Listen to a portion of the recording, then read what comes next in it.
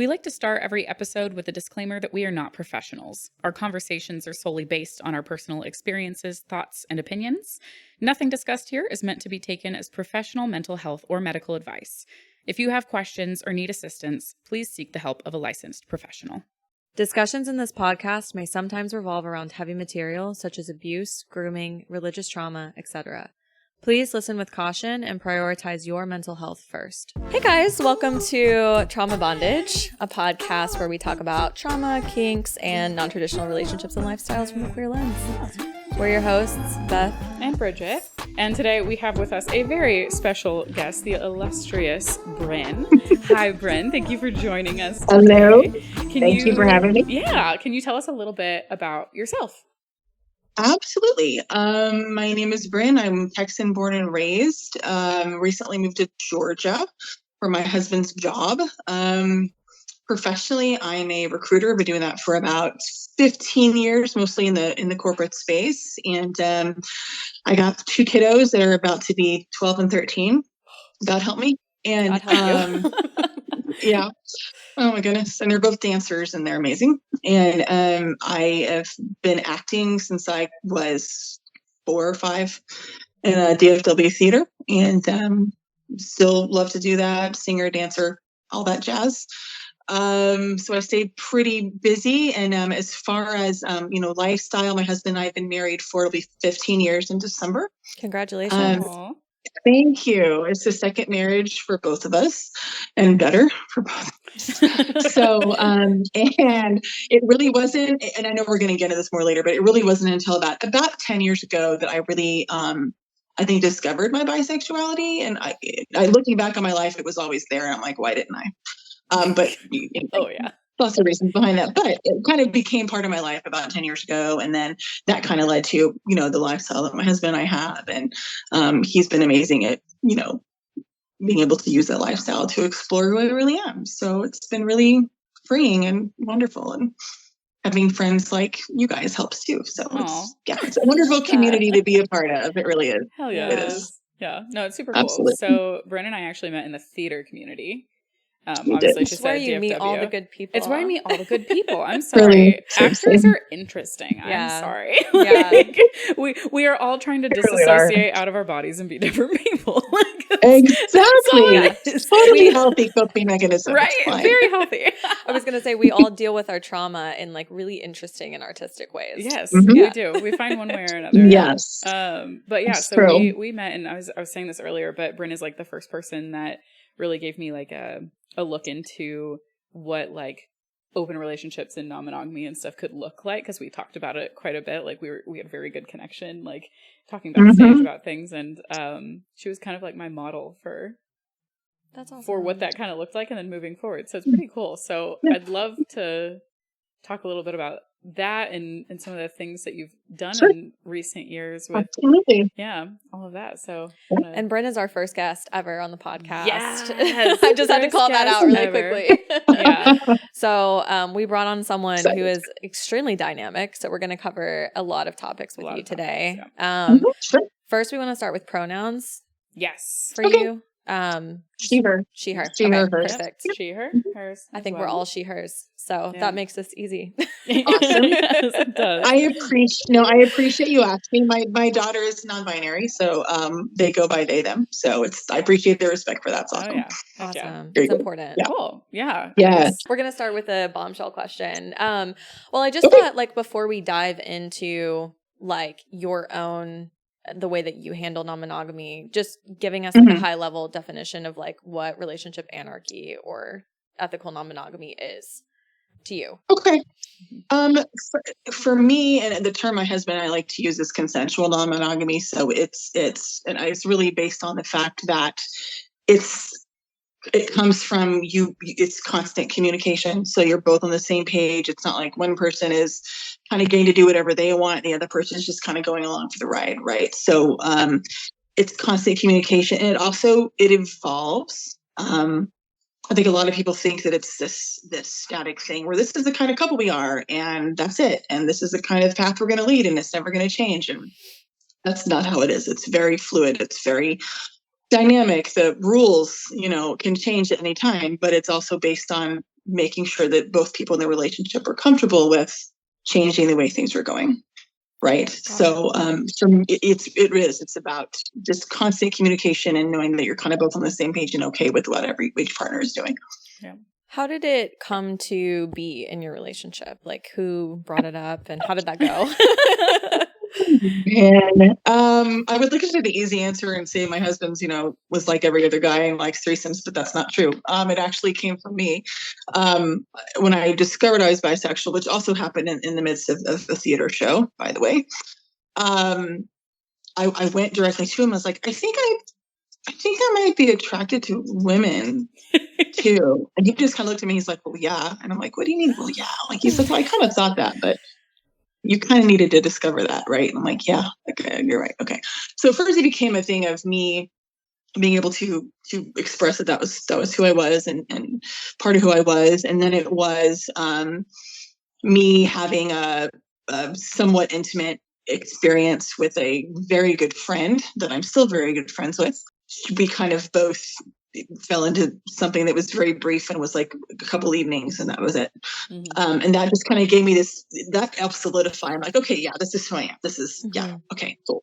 So then it became, well, my husband's like, well, what do you want to do about this? Is this just something that is part of who you are and it's fine, or do you want to do something about it? And I'm like, well, so I'd really like to kind of see how comfortable I am with the physical side of it, but I don't want to kind of leave you out in the cold with that because I don't feel comfortable with that yet. So we had talked about, bringing another woman into the bedroom and things like that. And I used to be a very jealous person. I'm not anymore, but I did used to be. Mm-hmm. And I was very afraid that was going to rear its head again. I was really worried about that.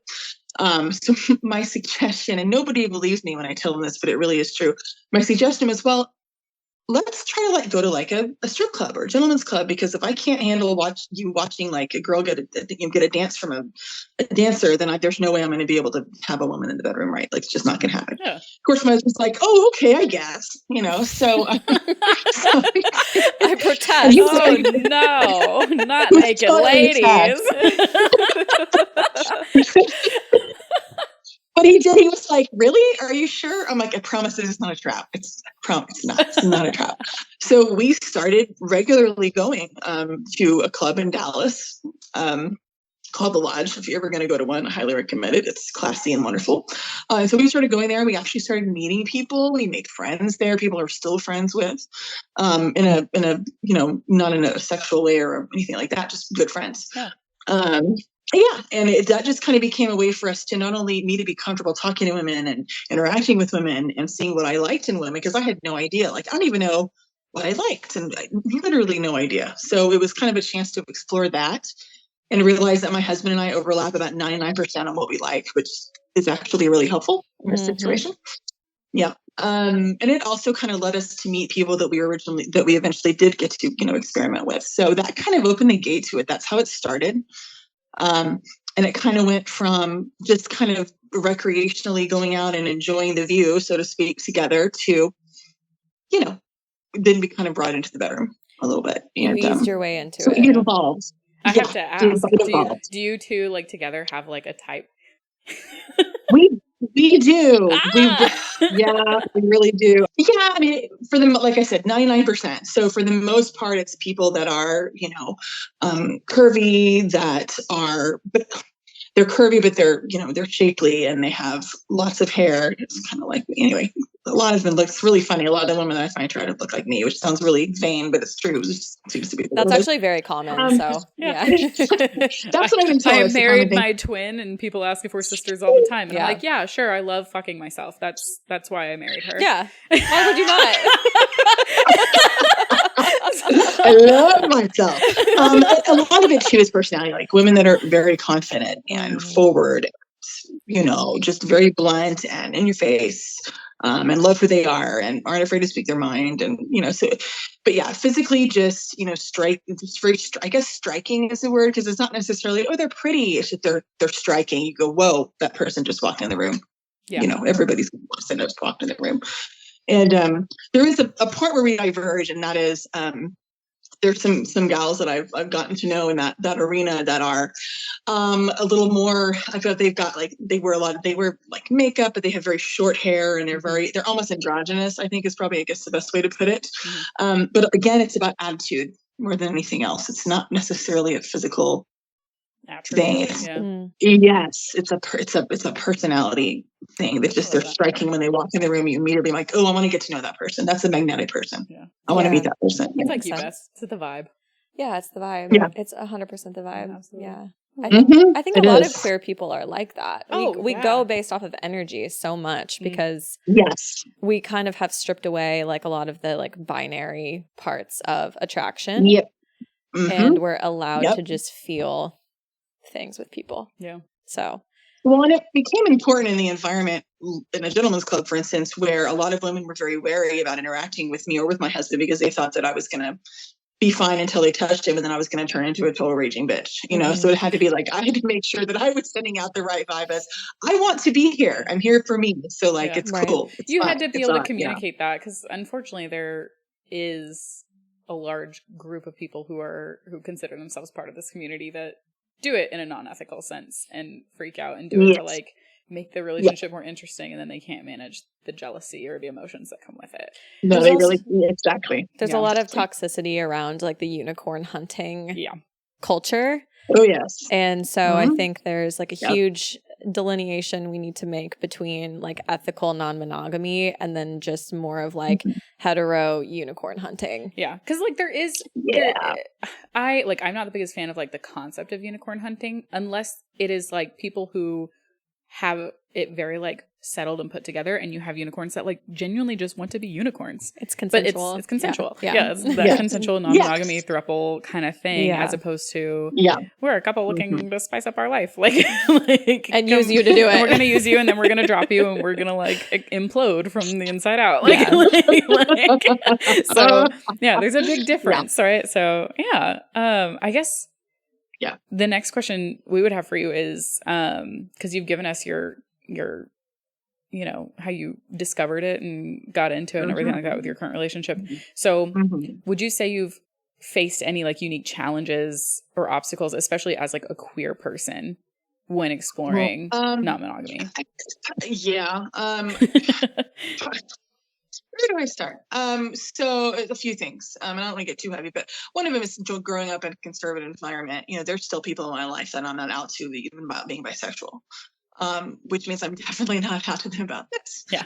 Because unfortunately there would be judgment, and it's not that they're doing it in a cruel way or anything like that, just because they don't know any better, right?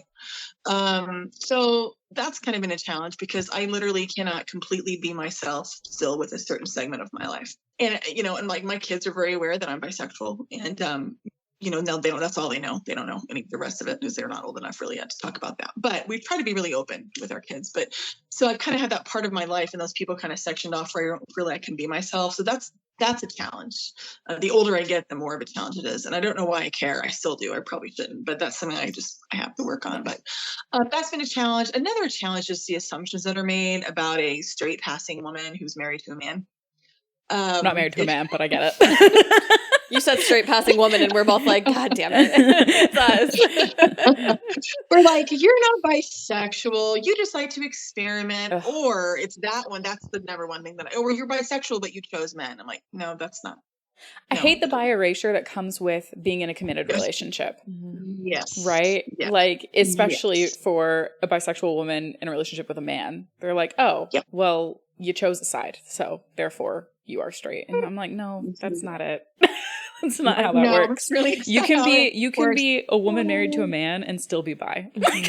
Yes, you can. You really, really can. And up until really, honestly, the last 10 years, a lot of popular media, that was the kind of mentality that they propagated. I mean, I was rewatching Sex and the City for the umpteenth time, and there's a lot of bi erasure in that show. A lot of bi erasure, and that I never really noticed before. And all of a sudden now I'm not keen to it. I'm like, ooh, that was didn't age well at all. Wow. Didn't age well. Okay. Friends didn't age well at all. But it's getting better. It's definitely getting better. I think the more we talk about it like this, And also, but it's not something I'm obviously gonna, hi, I'm Brynne, I'm bisexual. Like that's not part of like how I just introduce myself to people. But if it comes up in conversation, then it's like, but you're married to a man, but what, either that or it's, oh, well, you're really gay. You just couldn't find a woman you like, so you married a man. I'm like, yeah, that's it. How do you navigate which is insulting that? to women. I'm like, oh, that's not cool. That's not the way it works either. How are you navigating those conversations? Because like I find it interesting because I like it when people ask me questions because I feel like I'm one of those people in the queer community where I'm like, okay, like you're in a bubble and you haven't had the experience and like you're willing to come to me and ask me a question. Let's use this as a teaching moment. Like it's not like I don't want to use it as I'm getting offended because you didn't do the research kind of thing like that. Right. Sometimes the research is asking a queer person because they probably have better insight because it's their life. Right. So I assume it's good-natured ignorance rather than it's malicious. And that's kind of what I assume.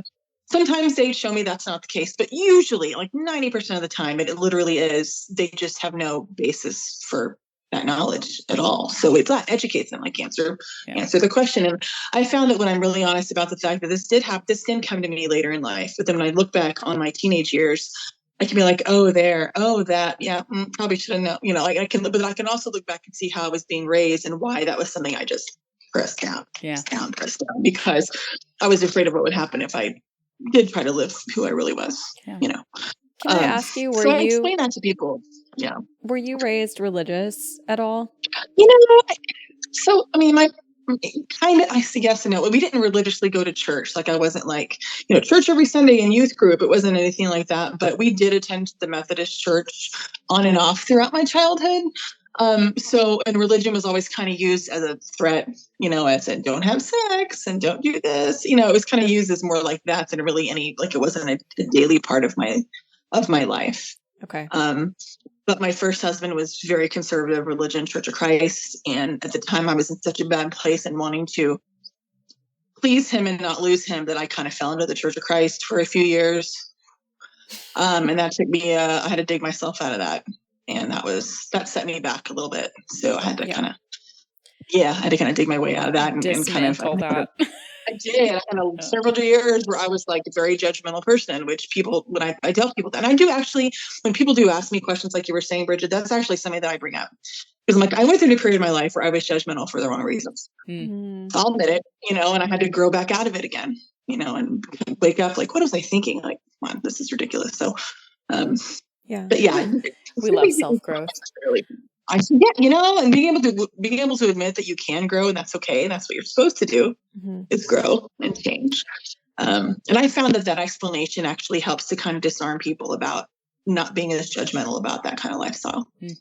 I think that's a really good point. Cause I think a lot of times like we are all three obviously past the point of like accepting who we are. Like we're accepting of who we are. It sounds like for the most point. Yeah. But I can remember a time when I was not, and then that means I was not accepting of other people who are like me. And so I think like being able to empathize with people and like meet them where they're at is something that like we don't talk about enough in the queer community. I think there's a lot of like judgment around people who aren't educated, but that approach that you mentioned of like empathizing with them and then being like, but you don't have to be that way because here's all this knowledge that you could partake in. Exactly. Yeah. Exactly. Yeah. There was a moment a while back that my wife and I were at this like realty event. We were like making gingerbread houses, and this random guy is sitting there, and he's like been kind of watching us and sees that we're obviously a couple together, and like we're like the token gay couple that are at this event, which is fine. And he comes up and he's like, hey, can I ask you a question? I'm like, sure. And he was like, so my company is having us add our pronouns to our like signatures. And I was like, oh, that's really great. And he was like, I'm just confused, like why they're having us add our pronouns to like why they're having us basically put out our sexuality onto our signatures. And I was like, hold on, like, how do you mean? Hold, please. And I was like, what do you mean? And he was like, well, like, so exactly. And he's just like, so my pronouns, like, because I'm attracted to women would be she, her on my signature. And I was like, oh, no. I was like, no, hold, please. Like, this is, I was like, it's your gender. What do you identify as? And I was like, you are a man, correct? And he was like, yes. And I was like, so you are, he was like, attracted to women. I was like, no.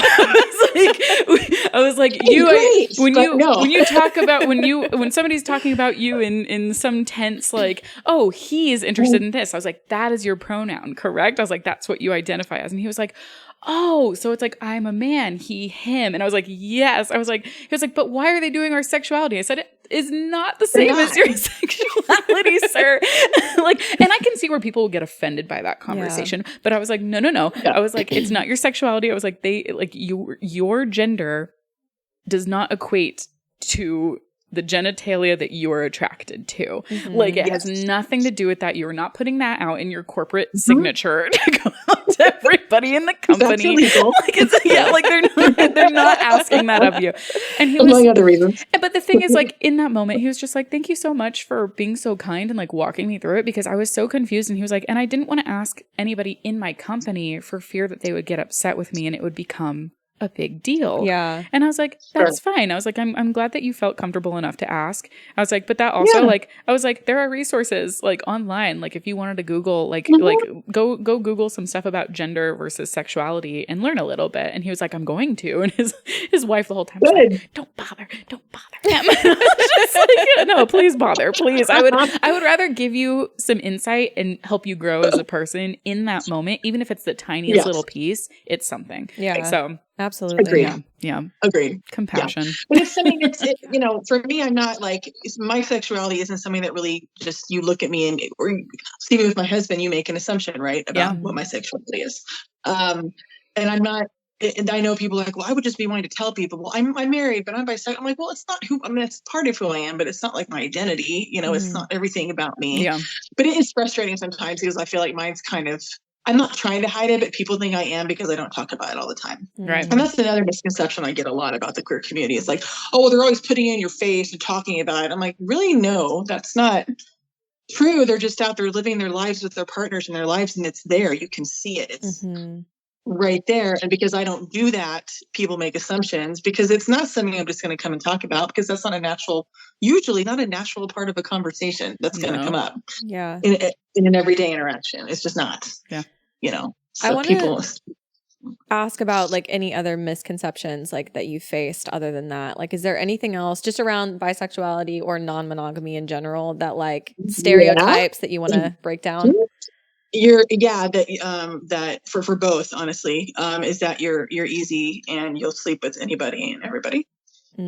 Without discerning at all whatsoever. I get it from men who are like, oh, well, you're bisexual, you're non-monogamous, so wow, you just sleep with everybody. I'm like, no, that's really not the way it works. And it's been used to like shame me on people that knew that about me.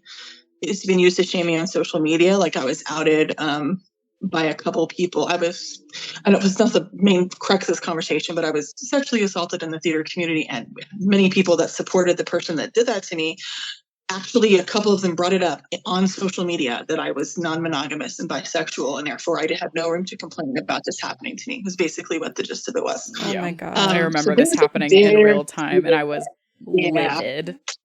Very big misconception. And do I think those people really thought that? I don't know. Maybe they were just trying to be hurtful, but the problem is whether or not they believe it, that's what they're putting out there. And so that's what people who don't bother to educate themselves just believe that automatically. Mm-hmm. But if you're either one or both of those things, that you're easy and you'll just sleep with anybody and you're non-discerning. And I'm like, it's not how it works at all. So that's a big one. It's a big one. That's a really good one, because actually I know a lot of people that are bi and poly are also demisexual. Mm-hmm. And I think that's very common, actually. Or there are some people that are asexual, that their relationships are purely just emotional. And so it doesn't always have to do with sex. Yeah. No. And that is definitely a misconception, is that it's all about but also just don't be a dick. Like, don't out people. I'm sorry. It's just sexuality, like non-monogamy is another piece of that. And people are like, oh, like somebody outed me to you, which of course it's you, so I don't care. Yeah. And like, I would have told you at some point anyways. It just had never come up in conversation yet during that time frame. But like that wasn't their place to talk about it, right? It's like, it's outing somebody. It's taking that from them as well. And the thing is, like, just like it is with sexuality, especially in the queer community, like there's a level of, is this a safe person and a safe scenario when this person finds out something about me? Because if you have somebody who is under the impression that you're easy or open for the taking because you are non-monogamous, it automatically lines you up for the potential of assault if it's not the safest person. So it is. I mean, one of the women that outed me on social media is bisexual. Now she's not out, but she confided in me when we did a show together that she was bisexual. That's a shame. And I know. And I'm like, would you want someone to out you? No. So why did you think that was an okay, way to go about that? And the other assumption I get a lot is that there's something wrong with my marriage. Like, our marriage is in trouble. Are you okay? I'm like, yeah, better than ever, actually. I get that. Thanks. Yeah. We get that. That was a big thing for me and Jen. So I had a partner, but like up until about a year and a half ago, because we had separated. But like, I had a second partner, and that was like leading up to the wedding. And I had a lot of people that would ask me, like, are you going to stop being together when you get married? Or are you guys okay? Or like, is your relationship ending and that's why you're doing this? Or just along those lines. And I was just like, no, like, we're engaged. We're getting married. I just have another partner. And it was really frustrating for a while too. And we've talked about this since like before I knew you were also in the same boat as me. Like, we were both like, hey, wait. But like my friends, which no harm, no foul to them, but they wouldn't really, it's not that they weren't supportive. Like, they were all the ones that knew and still know to this day were very like open to it. Like, nobody was cruel or mean or anything to me, but like, it was never oh my gosh, that's so exciting, like, tell me about this person that you would do in like a monogamous relationship. Like, tell me about them. Are you in love with them? Are you going to marry them? Like, kind of stuff like that. Like, the excitement, like, tell me about them. Do you like them? How is it? You know, how are they in bed? It's really frustrating when people automatically tell you their own personal opinion about if they would do that or not. The second they find out, they're like, I would never. I'm way too jealous. I'm way too jealous. I didn't ask you. Go to therapy, then. I don't know what to hear tell that you. a lot. Yeah. I hear that a lot. It's like their automatic response is like to tell me or to tell you like what they would do. And it's like, that's not what we're talking about. Yeah. But then they turn around and then they're like, oh, like, we should hook up sometime. Yeah, exactly. And I'm like, hold on. Come on. Well, that's what I was literally talking to Bethany about this earlier, that I had kind of like you shoot your shot. And they're like, oh yeah, I'm not polyamorous. So like, I'm fine with it, but like, I'm not. And I'm like, you dating me doesn't make you polyamorous unless you have multiple other partners. Right. Like, you are still technically monogamous if you want to be, but like, we need to figure that out. But like, I'm the polyamorous one here because I'm the one with the multiple partners. So there's like this, I think there's a misconception with that too, of like, if I'm dating someone, or if I'm even just physically active or romantically attached to somebody who's polyamorous, therefore I must be. Yeah. I'm like, no, there's, mono polyam relationships, those exist. Yeah. Right now I'm in one with my marriage. Mind you, that is fluid, and I'm fine with her opening that up if she wants to, but that's up to her. Right. And then we figure it out from there. Exactly. Yeah. I've had a lot of the friends that have fallen away since I really did come out were my older friends that I grew up with, who really just, they don't understand, or they're not judgmental. They just, it's like, they just don't want to hear about it, and they don't want to, or a couple of them, I got the whole, well, I'm not really into, I'm not into women. I'm like, okay, didn't ask you, but okay, cool. So are you attracted to every man you see? No. Okay. So I'm not attracted to every woman I see. So like, that's not. Thank you. Yeah, I have gotten that far too much. Yeah. That's a big one. I think when you come out, especially later in life, because you've had these friendships you've been building. I don't know if you got this reaction, but it's like, I think people assume like, have you been like crushing on me this whole time? Oh my God, you have a crush on me? Yeah. My response to women like that, like in my thing is like, please, honey, do not flatter yourself. Yeah, like, absolutely. No, no. I'm like, that sounds like you're a little bit into yourself there. Like, I always just am very direct, and I'm like, you're not my type.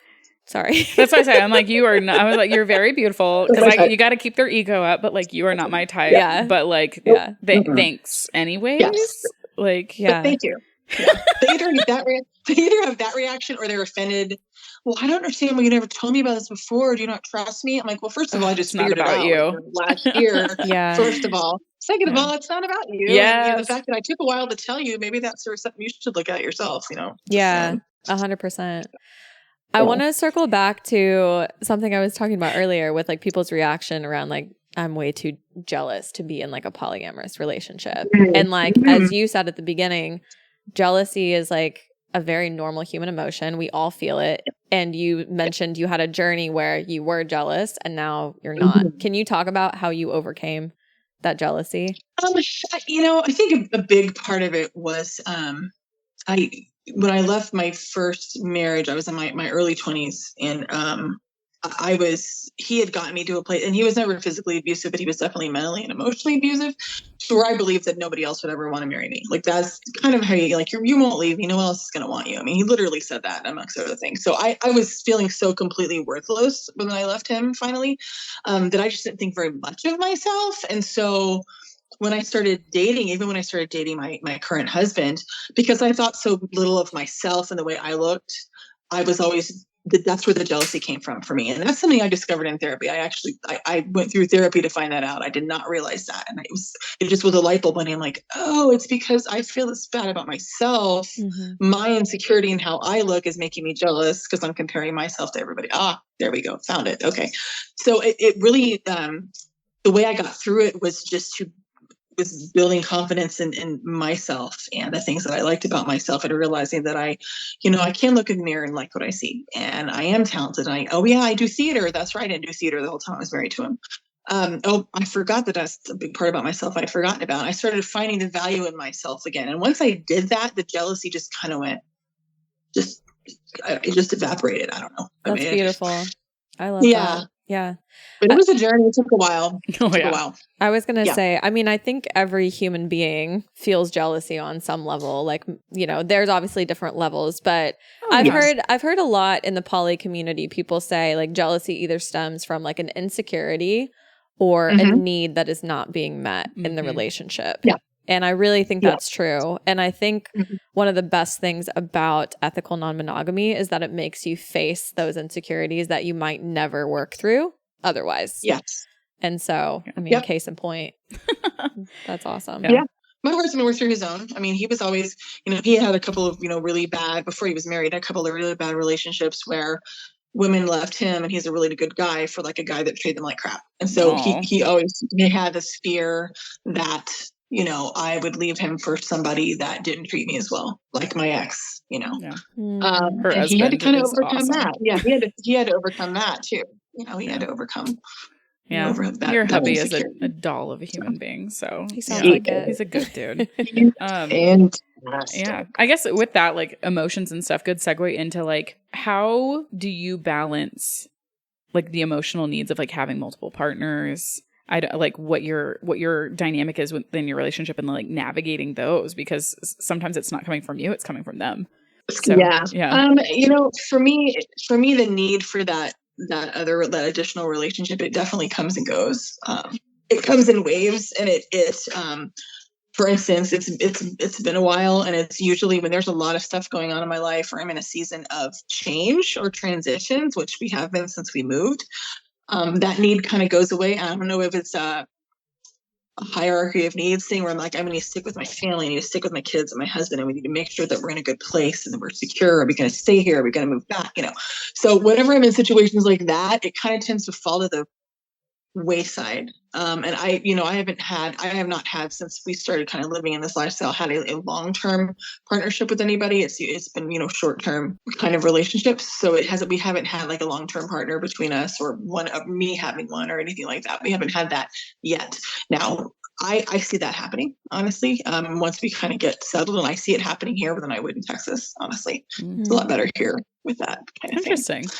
Yeah.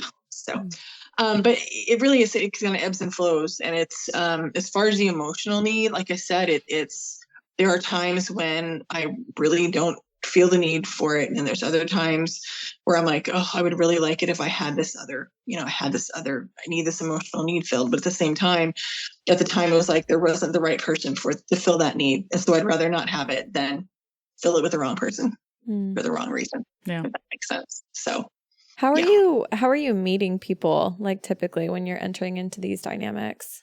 For the most part, we put ourselves in social situations where we were among like-minded people. Like we went to clubs in Dallas where pretty much all the couples there, that's what they were there for, was to meet people. And it wasn't like a put their key in the bowl kind of thing. It was more like very casual, have a drink, have some snacks, let's visit, let's get to know each other. So putting ourselves in situations where everybody else was like-minded.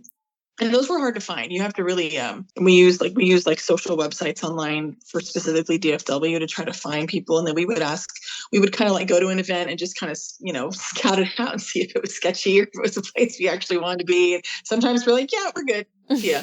Other times, great environment. Let's stick around and find people. We met people by like going to gentlemen's clubs. We met people through people that we met there, like other couples that were doing the same thing we were doing there. Mm-hmm. We met people like that too. And that was actually something I was not expecting to happen. That happened because you meet couples. They're like, okay, y'all are here for the same reason we are. Awesome. That's great. Now we can have a non-judgmental conversation about why we're here. Great.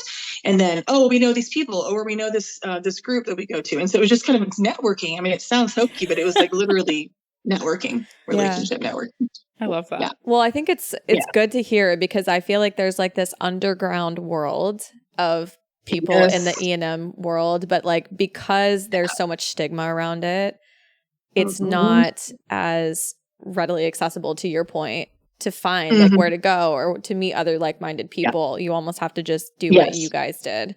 So, that's interesting. There's also a couple Facebook groups that I joined where I'm meeting people that have kinks or have different kind of lifestyles, and meeting, even chatting in a virtual way has been a really good way to just get to know people and still feel like you're safe. Like, okay, I can walk away from this if I want to. But again, it sounds kind of like, of course that would be a way, but it has been helpful. Social media has been a huge help, and I think a way for people to kind of feel safer coming out of their shell about who they are and what they do. More access. Yeah. Yes. It's more access to other people who are like you. Because when you're just stuck in your bubble of just like your community, like your immediate community, not everybody talks. You and I were friends for 4 years and we didn't talk about it. We didn't until like recently. And then we were like, well, why didn't we talk about this? Let's talk about it to the world now. So yeah, I get that. How have you navigated like working in like the corporate world and all of this? Because I mean, as you know, Bridget and I both work in that world too. And that's how we met actually. So it's like, it's not really, cool. We met at work. We used to work at the same company and doing a BDSM podcast together. Now we're doing a sex podcast together, but like, how are you navigating that? Carefully. I part of it, a couple people that I used to work with in my old job, we went on a business trip like towards the end of my time with that company. And during that time, everyone had a little bit to drink. And we started talking about, marriage and this and that, and actually found out there were a couple of people that I worked with at that company that were also part of this community. Never would have found that out. And it really, we had that one conversation and like nobody ever talked about it again. But then once I wasn't working there anymore, we're all working for different companies now. All of a sudden now we talk about it all the time. We like chat about it and exchange information. So I think for me, very cautious. I'm very cautious about it now. My boss has been the same person at 2 different companies now for about 7 years total. And he's like, super chill, could not give a shit less about anything. Like I said, he's seen my TikTok. He's like, good, that's great. Keep doing that. I'm like, oh, that's awkward. Okay, cool. We're good. But so I at least know that I have a boss that kind of knows what my life is like and he's fine with it. Yeah. And for me, that was the big one. And he would never do anything to jeopardize anything in my career because of somebody finding out something like that about me. So it's never been an issue, but it's not something that I outwardly talk about, I mean, when we had like a seminar about diversity and LGBTQ, and they asked people that were in that community to speak about challenges they've had. And so I volunteered. And so like at my current company, pretty much everybody knows that I'm bisexual. Mm-hmm. So that part of it, like that was a hard step for me to take, honestly. Yeah. But it really, now it's fine. It's like, why was I worried about that? I don't know why I was worried about that. The other part of like our lifestyle, that's not something I readily talk about with people, just because like there's still such this hush hush. That's just something we don't talk about, stigma about it. Like, that's great, but I don't want to hear about it. I don't want to hear about it. Yeah. And I mean, that's everybody's own prerogative too, is like, how much do you want to share with other people? Yeah. And I've been very fortunate. I think like with my job is like, even this podcast, like rolling it out, like there are people that I know that are fine and they're so excited about it and they're so supportive at work. Like they're like, this is the coolest thing ever. I can't wait to hear about it. And they know that's the thing. Is like, we've talked and they're like, we know it's not something we're outwardly telling to anybody that will listen. Like I will share with the people that I know and trust, and they will share with the people that they know and trust. But like, they know it's it's NSFW. Like we're not sharing it with everyone because like my current leader, I would never in a million years share it with her. Yeah, no, there's no way. There's no way. But the thing is that my previous leader, hell yeah, she's all about it. She's all about it. So it's just kind of gauging people too. It's figuring out like you said, it's a vibe check. It's a vibe check. Like, are you cool or not? Yeah. I think it's to play on the safe side. I'm not going to say anything. It's fine. But I also I've never been a person that typically has a lot of close friendships at work. I tend to kind of separate those parts of my life. Quite a lot of people do. Yeah. I don't know why. Like, I don't think I never really did it consciously. Part of it was just because when more people found out like what I did in my spare time, that I did theater, there was a time with a couple of my bosses, it was like, well, work's a priority. And like that became an issue, like learning just about that part of my life to freak people out. I'm like, man, if that freaks you out, then okay, I really can't talk about, anything else. So I get that. Yeah. That has happened to me in previous positions. So, yeah. I think it's like something that I think will change slowly, but I feel like we're just now getting to the point in corporate America where we can talk about identity, like gender identity, sexuality, all of that, like from just a very personal standpoint. And so I think ethical non-monogamy and polyamory are 10 years into the future, maybe. Yeah. It's coming. We're ahead of our time, ladies. We are. Triple B is ahead of the time.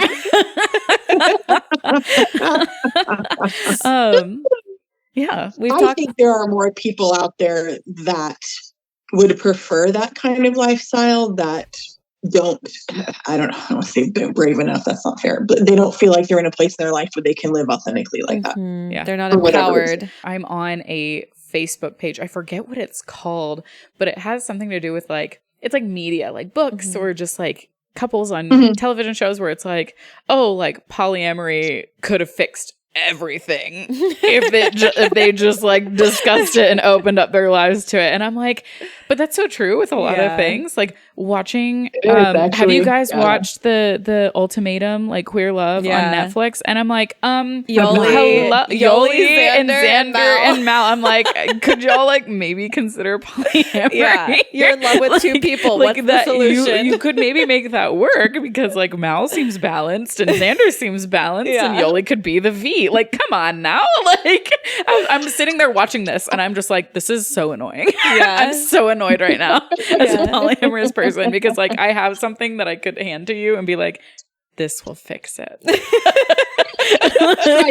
Try this. Take the blue pill, not the pink one. So what are some of the like, because I'm just thinking like we're talking obviously about like the negative stuff about like the stigmas and things like that, but what are some of the positive things that like opening up your relationship and then also like coming out has done for you? Coming out, I didn't realize how much of not authentically being myself has contributed to like anxiety and depression for me, which I've struggled with since I was a teenager. And I have noticed that not feeling like I have to, or feeling like I'm actually finally truly who I really am, alleviated quite a bit of that for me. To the point where I actually like decreased the medication I was on, believe it or not. Like it really, I didn't realize how much it was just,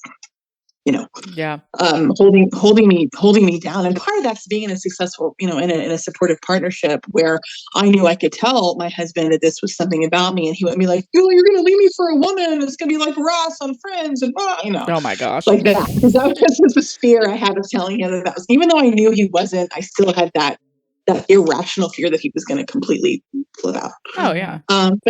But so he was supportive without being like, "Cool, another woman." He didn't go that far, because that's like when I tell people that I tell my husband, "Well, of course he likes it." I'm like, "No, that's not." Yeah. Oh, it's every man's dream. That's Yeah. not the same as being supportive. That's like thinking about what's in it for him. That's not the same thing. So, no, and it really did solidify our marriage even more. Not that there was anything wrong with it, but it definitely made our marriage stronger, feeling like that I was authentically who I was. And that was something that he was supportive of. And he's like, "Well, how can we make this part of our relationship so you don't feel like you're having to like box that part of you away? Because you've been boxing it away for 34 years. So we don't need to box it away anymore. So what can we do to, make that part of your life?" So do you guys date people collectively or like also separately? Like, what's your dynamic there? So where things stand right now is like I have no interest in other men at all, like absolutely zero. So right now that's not really on the menu, so to speak. So it's women. I have my own. I have I guess part of our rules. I hate calling it rules, but that really is what it is. Our boundaries, guidelines, I guess. Boundaries, Is that if I meet a woman and we hit it off, and something happens, cool, awesome, and have like an ongoing relationship or an ongoing courtship, whatever you want to call it. That's cool. He doesn't really want that. He doesn't want that with just him and another woman. Like that's not something he's interested in. Yeah. But he's fine if I do it. He just doesn't want that. Now, will that change? It could.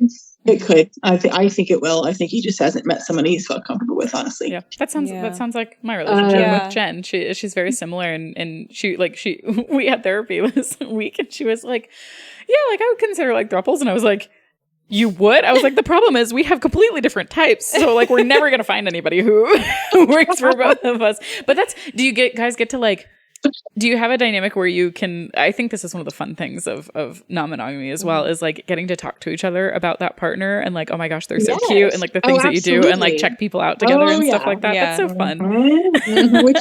Which is a lot of fun. And like I said, we do have a lot of the same taste. Now, my husband and I are about 10 years apart in age. So that sometimes that's where some of that overlap of like who I like is a little off, but then there's people that he might like that I just don't, because part of it is just like who his age group is that he like works with and stuff like that's a little different than mine. And so we're like, "Oh, I think this person's attractive," and I'm like, "Oh, all right, I like that. All right." Well, I'm like, "Well, get to know her. Go out to lunch." Like he's going out to lunch with somebody next week. And I'm like, "Awesome, let me know, how it goes." He's like, "Oh, it's not like that." I'm like, it could be. All right. It was just, And if not, that's fine. Platonic is fine. Yeah. Absolutely. But it's even made him more comfortable having platonic relationships with other women too. That's cool. Which is like a nice kind of, feels more comfortable, I guess, with it, which is nice. Yeah. Yeah. He needs that. I feel like one of the things that it really does for your relationship is like builds trust. I don't know if you've had this experience, but for me, it's like in the relationships that I've had that dynamic, I got to know that person and like build trust with them on such a deep level that I never would have done before. Oh, absolutely. I agree. That's, it's a big, I think you definitely just go closer as a couple when you have this kind of trust in each other that, okay, this is what we've agreed on to do. If we really want to look at changing something about that, we're going to have a discussion about it. And that's how it goes. And knowing that that's how both people are going to abide by that. And we do, so it's I agree. The level of trust definitely goes up. Yeah. With a situation like that. And it gives you an opportunity to like both grow separately. And I feel like when you grow separately, it helps you grow together as a couple. Like when you have that foundation already built solidly into the framework of your relationship. So that's agreed. Great. Yeah. Oh, I agree. And the fact that we also got married when we were a little bit older, I think also helps too. I mean, we were established because he told me, he's like, if this had happened 10 years ago with you, he goes, I don't think I would have been this secure about it. Like, I don't He goes, I'm not trying to be mean. He goes, I just don't think I could have handled it emotionally. He goes, that's my problem. It's my problem, not your problem. It's my problem. I don't think I could have handled it. But we're more settled. We have kids. It's just the relationship was in a more secure place where we knew neither one of us was going anywhere. And this wasn't about anything we weren't getting from the other person. It was, this is part of who I am. Yeah. Yeah. But I think that can also like happen over time. Cause like Jen and I, like we're getting to a point where like, we're really feeling secure. Yeah. And awesome. And at the beginning of our relationship, like it had been brought up and it just wasn't, it wasn't the time for it. Even like 3 years ago when it started, it was rocky. And now we're at this point where we're like, okay, like we love each other. We know we're in it. It's secure. Yep. People say like, oh, you open up your relationship when things are going wrong. And I'm like, no, you're supposed to open up your relationship if that's something that you want to do when you are so rock solid in each other.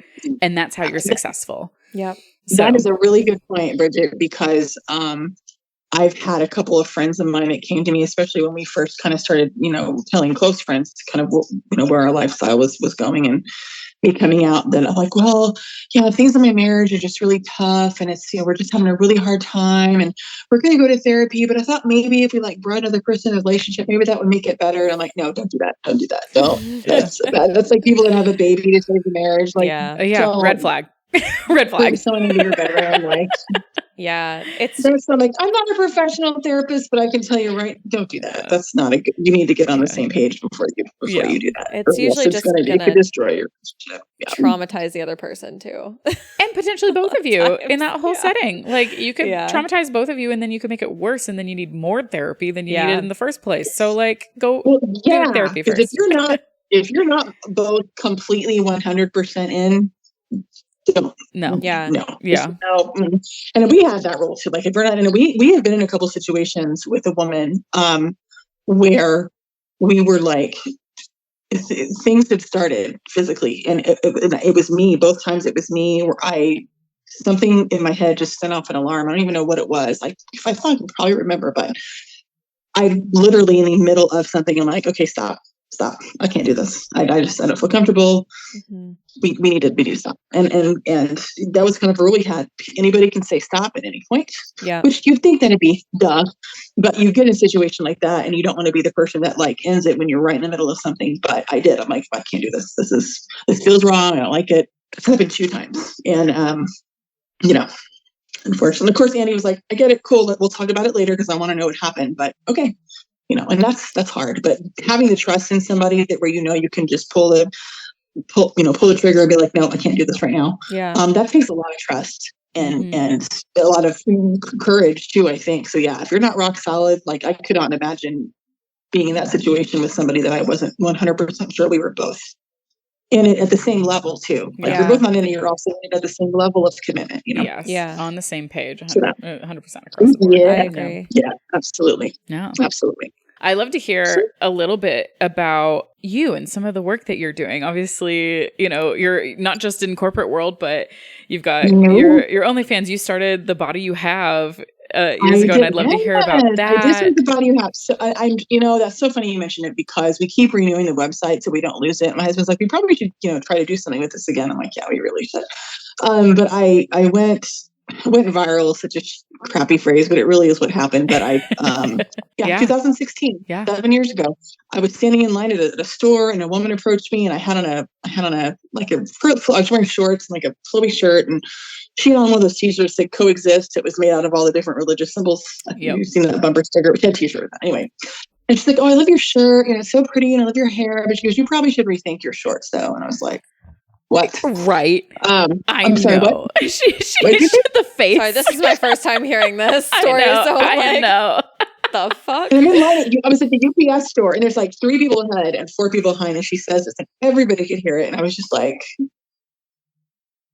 what? I couldn't even, the woman was too stunned to speak. Like I literally could not talk. I was like, and I was like, well, maybe you used to rethink your shirt. And that's what I said to her because I'm like, your shirt's really bunching. So I went home and I was upset and I wasn't crying. I was angry. I was really pissed off. So I went on Facebook and I wrote a post about it. And I'm like, don't do this ever. Just don't do this. Wear the shorts. And don't be that person. That's just horrible. And it went viral fairly quickly. It went viral really quickly. And I ended up going on all the local news stations and talking about what happened. And I went on talked with the Today Show, and I talked with People Magazine. It became this phenomenon of body positivity, and kind of the slogan that came out of it was "Love the body you have." And of course, a lot of people have now gotten on the whole body positivity train, and I miss it. I really want to get back on. I've actually spent the last few weeks kind of reconnecting with some people on social media that are very much into it, and kind of trying to get back into that space. But we kind of started a Facebook group, and I started an Instagram page, and where it's basically "Love the body you have," which is, it doesn't mean that you're not going to, like, if you really want to work on your body or your figure, you don't like the way you look, right? So I'm going to work to make that better. I'm going to improve my body so I feel healthier, so I feel good about myself. However, while you're doing that, you still need to love the body you have. The body you currently have, you need to love it. You need to love it regardless of flaws. You need to love the body you have in the way it is right now. Doesn't mean you can improve it. It means you need to love yourself. And so we did like a shorts on Saturday where everybody wore shorts on Saturday and things like that. So it was this viral moment, body positivity boost. And I'm trying to get back in the swing of it. But the thing of it was just I really pushed it forward in the theater community because, as Bridget knows too, it is just there's this extra level of judgment of women's bodies and fat phobia, and you're not lovable because you're not thin or desirable you're not, on stage. You're not desirable. You're not have worthy curves. of love. Yeah. You're not believable as a romantic lead. You blah blah on and on and on. I mean, I heard that in audition rooms. I heard that from directors. I don't know how many times. In college, you'll never make it in this business. You're not. It's never gonna happen. Oh my gosh! So yeah, at my university, we had it was a hashtag that was like Project Birth Weight, where people were trying to lose so much weight, and the joke was about like, oh, you want to be back at like the weight you were when you were born. Oh my god! Which like, it's so toxic. I was a hefty baby, but I was still 10 pounds. Yeah. like no, but it was like really pushing forward this really toxic idea of what bodies were supposed to be at. And at my university, they did like weigh-ins for the dance school and stuff like that. And so in the theater community, it really steamrolled through. So and that's where the body you have, I think, hit home with a lot of people, was people that I knew, women in the theater community, and men too, but women mainly in the theater community. And it allowed me to get a message out there. And I wish I could have done it longer. What happened was, a few months after that happened, I lost my job. Then my husband lost his job. And we lost our house. It was just this domino effect of things went horribly wrong. And so that kind of fell down on the, priority list of things for me to be involved in. And I miss it. I want to get back into it, but we still have a web page. I still have an Instagram page, and I still try to post a lot of body positivity stuff on there about, how to dress and, wear what you want. And here's what I wear. And, here's how I do and it's kind of to spread that confidence. And I've never, for most of my life, really never had a problem with self-confidence. I'm a fairly confident person. But I've definitely had my low moments. So it was really a chance to show people you can love yourself. You really can. And just, screw what everybody else says. It doesn't matter. Big is beautiful, and size is not important. And I know those sound like empty words, but they really became real to me when my daughter started getting older. And it's like, you kind of have to live it. Yeah. And those little side comments that you make about yourself, I never really realized how much I did it until I saw my daughter's face when I made them. I'm like, oh, I gotta stop doing that. Yeah. Do you feel like that experience helped you when it comes to like confidence? Yes. Being a bisexual woman, being a queer woman, being in a non-monogamous relationships, like, was that a boost?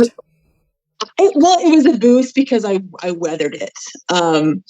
Which it was cool, and it was be able to get a message out there, but the way it got out there on social media virally like that was really stressful. It was, I wasn't sleeping. I mean, it was very stressful. There was a lot of hateful reaction to it.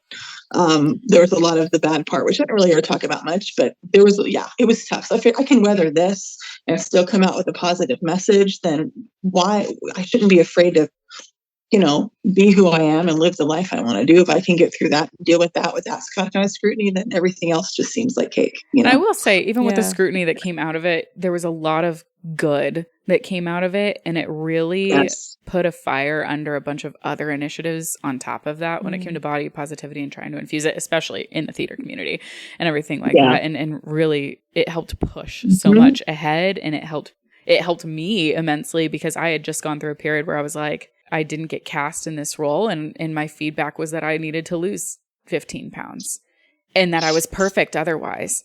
And that was heartbreaking. And I was like, this was a dream role for me. And like, I'm over here going, oh, well, I should have shelled out the money for a liposuction before I auditioned. Like, that's a horrible thought to have. Yeah. It's a horrible thought to have. You have them. You still have them. You still have them. And I think that's common. But it was a beautiful, beautiful thing. So it was pretty badass of you. So yeah. Yeah. So bring it back. Yeah, we're plugging it here. So everybody go follow Brynne and the body you have. I didn't even know about this movement until you brought it up to me when we were talking about Brynne. And I think it's so cool. I think it sounds like what you have been doing for the last 10, 15 years is just empowering yourself. And that in turn has empowered other women and other people. And I think that's really cool. That's how everyone should live.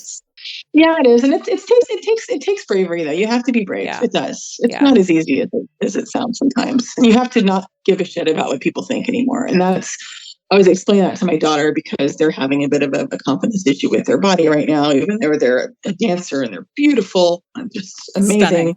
Stunning. Yeah. They don't want to wear shorts right now because they think that their legs aren't made for shorts. And I'm like, okay. Everybody's legs are made for shorts. That's what I said. Like everybody's a swimsuit body. Bathing suit body. Yeah. And everybody can wear shorts. Yeah. Yes. Everybody can wear shorts. That's just what. And so I've had to revisit it again. And I've had to, it's a message you can drive home at all ages. And I had that kind of support. I think when I was my daughter's age, things would have been different, easier for sure. But trying to teach my daughter to not care what other people think. I told them, it's not easy. What's some of the advice that you give your kids, or like, what would you give, like advice that you would give to people who are kind of coming into their own? Sure. For me, that is really the first piece of advice. And like the first thing you have to do is you have to repeat the mantra that you cannot care what other people think about the way you look, about your lifestyle, about who you love and who you're in bed with. Like, you cannot care what people think. And I also think a big part of it is to find your people, find your support system. It doesn't matter where it is or who it is. Find your people. Yeah. And I've helped people find their people, but that one I think helps save me a lot is finding my people, and you don't find them all at once, right? Like, I mean, Bridget, you're a perfect example.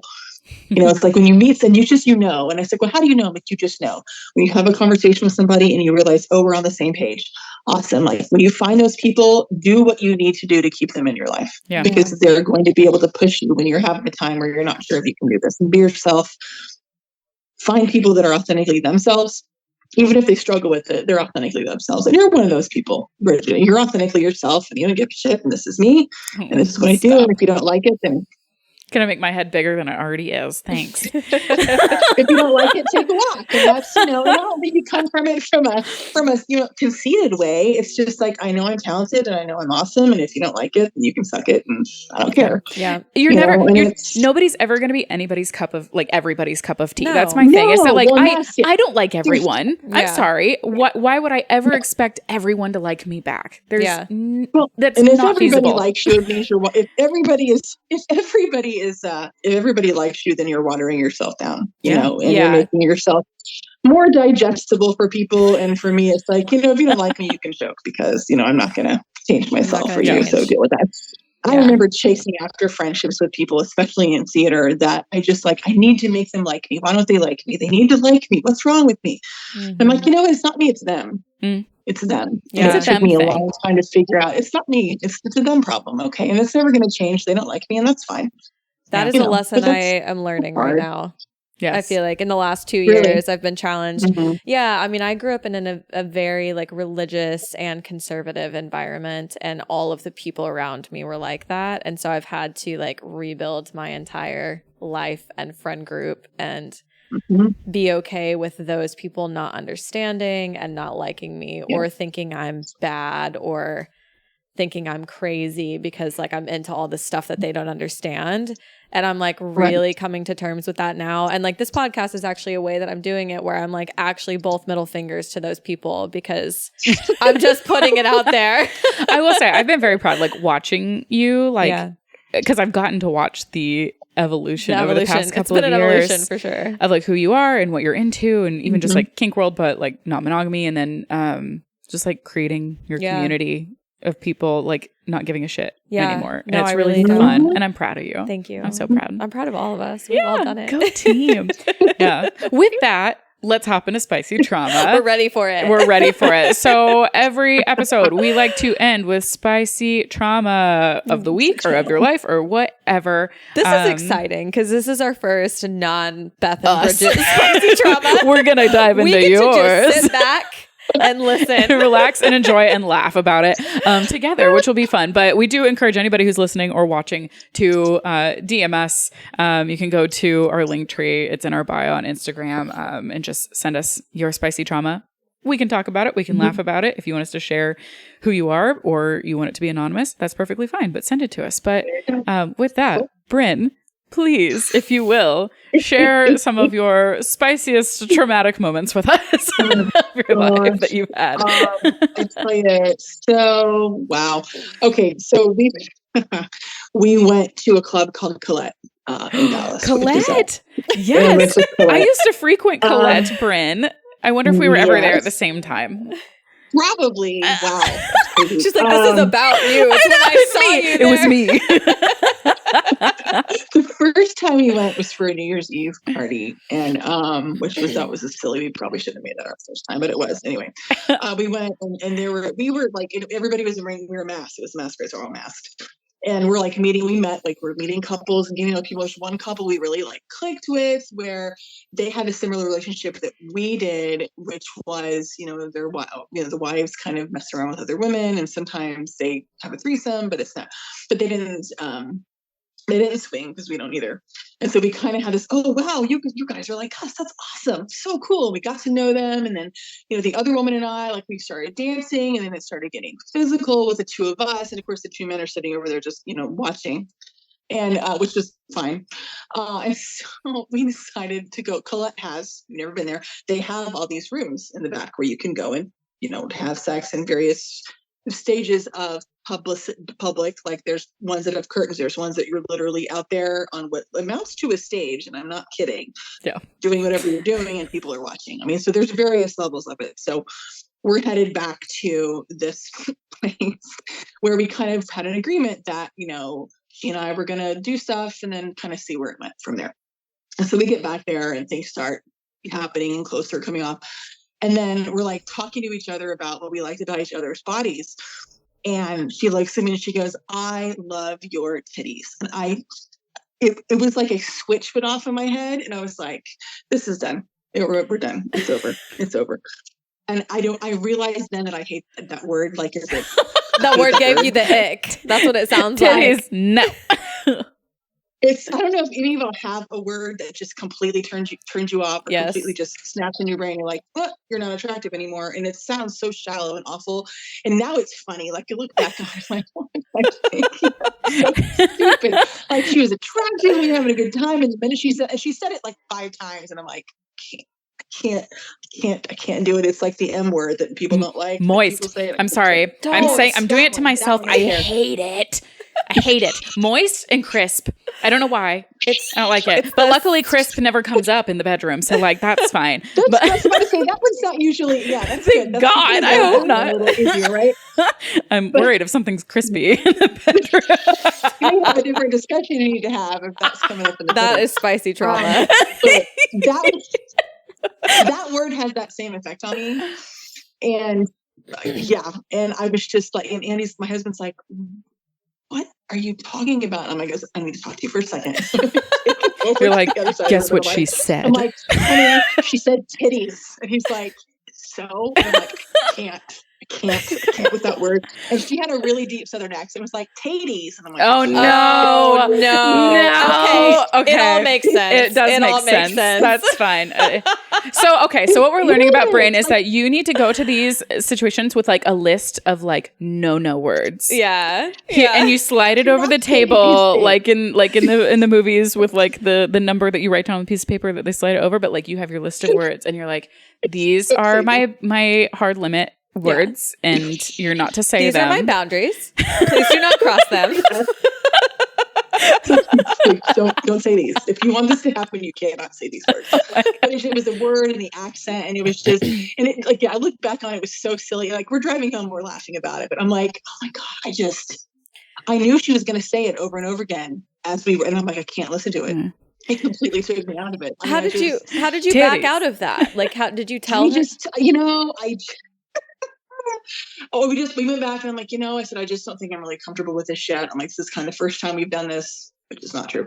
But this is, the first time we've been in this situation. I said, I just don't really feel ready yet. And I don't want to get in a situation physically when I really don't feel like I'm 100% committed, which is not a lie. I wasn't. Yeah.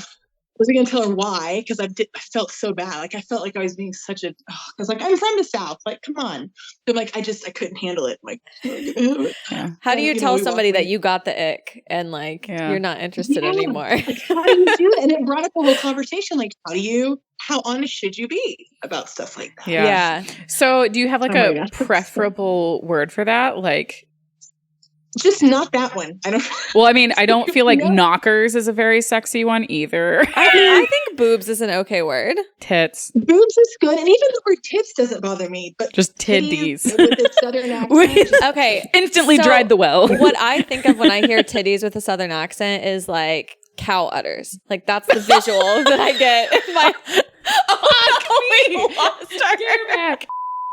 It's one of those situations. I wonder if that happened now that like we've done it, like we're more comfortable in this lifestyle. I wonder if that would have had the same effect on me now that it did back then.